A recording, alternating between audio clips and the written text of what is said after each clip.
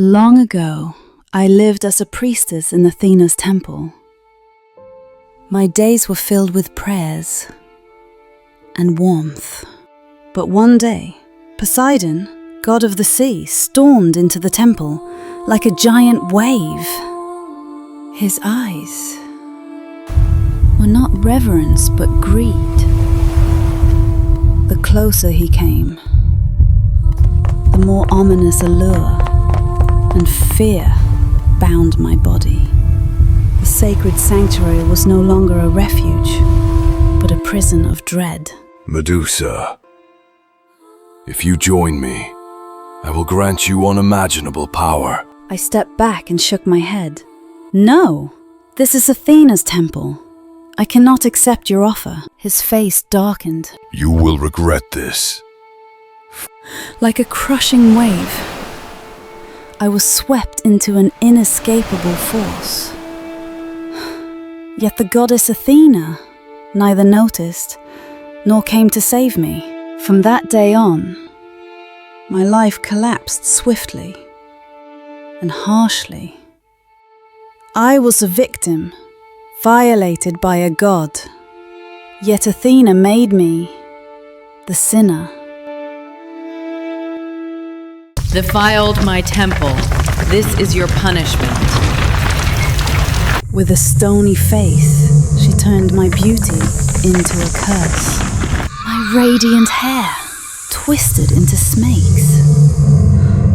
And from my lips flowed only the cold, hissing breath of serpents. People no longer loved me. They feared me. I wept, hiding in the shadows. When I learned that my gaze could turn all to stone, the world became a forest of lifeless statues. My refuge was a desolate cave. In the cool darkness, the only sound was the rustling of scales above my head. Once soft and beautiful, my hair had become living serpents, each one with its own color and its own gaze. Hello, my friends. Their answer was only a gentle hiss, but it was enough to keep me from feeling alone. When the torchlight flickered and shadows danced on the cave walls, I whispered with them in a secret language only we understood. One emerald-scaled serpent, wiser than the rest, slowly coiled around my arm, as if to hold me, as if to say I wasn't alone. You understand me, don't you? It brushed my cheek with its tongue. Thank you. I told them of my past, of human touch I could no longer feel, of the endless pain of solitude in their unblinking eyes. I saw understanding. The world called me a monster, but to them, I was a friend, the only one who would listen to my heart. And so, we lived, depending on each other. One day, before the quiet cave, a gift was left behind. Inside a basket lay a little girl, abandoned because she could not see. I reached out my hand toward the child. Be careful! She is human. This child is weak. She cannot live with us. But the faint cry of the child broke the silence of the cave. After hesitation, I held her in my arms. Her warm body heat flowed into me. Serpents. This child cannot see. She has been abandoned by the world, just like me. This child will put us in danger, but there is something strange about her.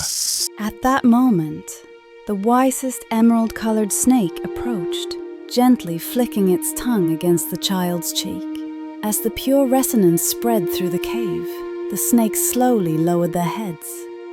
I whispered to the child, "Welcome to our sanctuary, little one. Even in the darkness, may you find your own light." In that moment, I call the child's name Lux. The name of light broke through the darkness and echoed.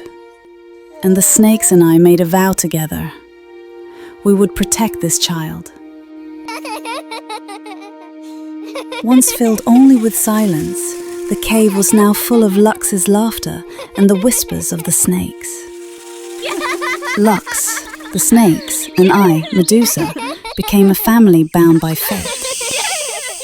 It was on an ordinary day when Lux sensed a strange vibration in the air. It was the presence of a stranger who had wandered deep into the cave. Lux, stay close. It's someone unknown, but young Lux's curiosity pushed her beyond my warning. She carefully slipped past the bodies of the snakes and approached the stranger with steps accustomed to the dark. The lost man groped through the cave's maze, searching for a way out. Then, as a small stone tumbled across the ground, he turned and stared into the darkness. Is someone there? The stranger's trembling voice echoed. A brief silence followed, then a faint stir broke the darkness. As his eyes adjusted to the shadows, a figure came into view. Eyes without light, movements fluid like a serpent, and a girl with skin shimmering with the glow of moonlight. At first, fear flashed across his face, but soon it gave way to curiosity and compassion. He reached out his hand, and Lux, after a brief hesitation, placed her small hand on his. My name is Marukas. His voice softened. She sensed the subtle currents of air whispering through the cave and gently led the man toward the exit. When the man reached the mouth of the cave, he stopped, turned toward Lux, and hesitated for a brief moment. But soon, resolve settled in his eyes, and he tightened his grip around Lux's hand once more. But Lux answered not with words, but with a hiss, soft, serpentine, and unsettling. Her whispering hiss was a riddle to him, and the stranger only grew more desperate. I can't leave this child behind.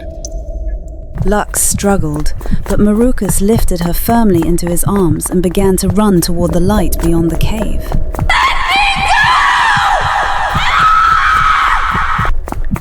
The faster he ran, the louder his heartbeat grew, pounding, wild, unstoppable.